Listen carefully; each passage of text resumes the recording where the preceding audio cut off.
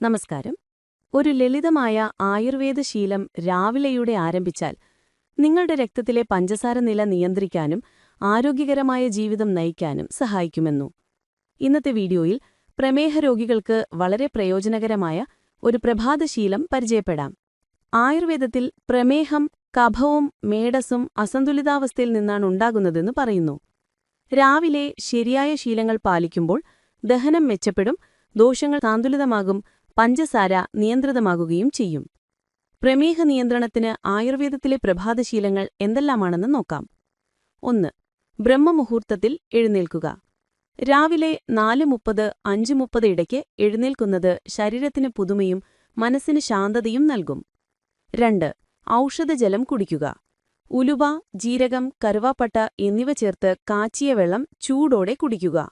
ഇത് കഫം കുറയ്ക്കുകയും ഇൻസുലിൻ പ്രതികരണശേഷി വർദ്ധിപ്പിക്കുകയും ചെയ്യും. 3. യോഗയും പ്രാണായാമവും. സൂര്യനമസ്കാരം, മണ്ഡൂകാസനം, വജ്രാസനം എന്നിവ 15 മിനിറ്റ് ചെയ്യുക.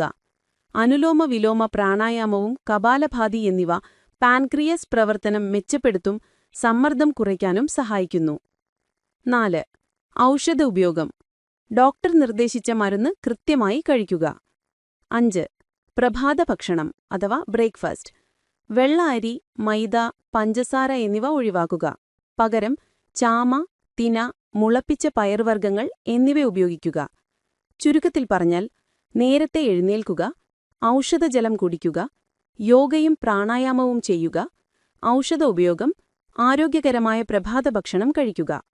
ഇവയെല്ലാം ദിവസവും സ്ഥിരമായി ചെയ്താൽ പ്രമേഹം സ്വാഭാവികമായി നിയന്ത്രിക്കാം.